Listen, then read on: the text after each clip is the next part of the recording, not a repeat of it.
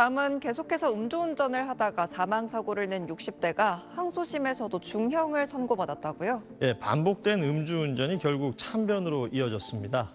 60대 A씨는 지난해 8월 무면허에 만취 상태로 차를 몰다가 천안의 한 도로에서 자전거를 타고 가던 또 다른 60대 남성을 치어 숨지게 했습니다.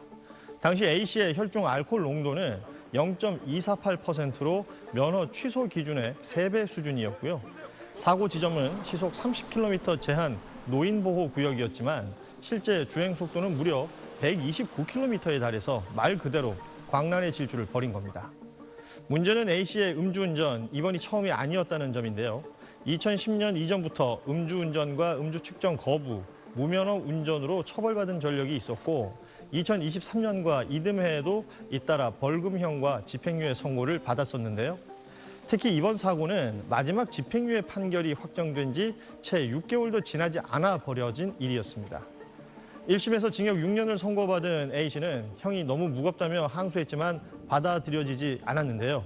재판부는 준법 의식이 매우 박약해 재범 위험성이 크다며 원심 형량이 무겁다고 보기 어렵고 오히려 가볍다고 볼 여지가 있다고 판단해 1심과 같은 6년형을 유지했습니다. 밤사이 인터넷에서 화제가 된 뉴스를 살펴보는 실시간 이뉴스입니다. 부산의 한 도로에서 한 차량과 경찰의 추격전이 있었습니다. 네, 이번에도 만취 음주운전, 게다가 무면허 운전자였습니다. 지난 4일 부산 북구의 한 도로입니다. 검은색 SUV 한 대가 도로 중앙에 멈춰서 있습니다. 신고를 받고 출동한 경찰이 운전자에게 내릴 것을 요구했거든요. 별다른 반응을 보이지 않던 운전자, 갑자기 차량을 움직입니다. 경찰관이 이렇게 몸을 날려서 막아도 보는데 속도를 내서 달아나죠. 곧바로 경찰의 추격이 시작됐습니다. 운전자는 차량 정체 도주로가 막히자 앞차를 들이받고 멈춰섰습니다. 자, 경찰이 다시 하차를 요구했지만 반응이 없었고요. 결국 운전석의 창문을 깨서 운전자를 내리게 했습니다. 운전자 음주 측정을 해보니까요. 면허 취소 이상의 수치가 나왔습니다. 게다가 무면허 상태였다고요. 결국에는 현행범으로 체포됐습니다. 음주운전 차량이 일본인을 덮치는 사고가 또 발생했습니다. 경찰과 소방당국에 따르면 어제 저녁 7시 서울 홍대 입구역 근처에서 50대 남성이 몰던 흰색 SUV가 인도로 돌진했습니다. 이 사고로 일본인 여성 2명을 포함해 행인 4명이 부상을 입었는데 일본인 여성 1명은 차량에 다리가 깔리는 등 중상을 입어 병원으로 이송됐고 나머지 일본인 여성 1명은 현장에서 치료를 받았습니다. 한국인 남성 1명과 여성 1명도 다쳐 병원으로 옮겨졌습니다.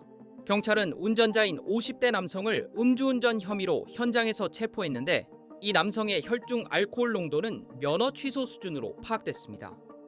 국내에서 벌어진 음주운전 사고로 외국인 관광객이 피해를 입은 사건은 이번이 처음이 아닙니다. 앞서 지난해 11월에도 일본인 관광객 모녀가 종로구 동대문역 인근에서 횡단보도를 건너다 음주운전 차에 치이는 사고가 있었는데 피해자 중 어머니인 50대 여성이 숨지면서 국내는 물론 일본 현지에서도 공분을 일으켰습니다.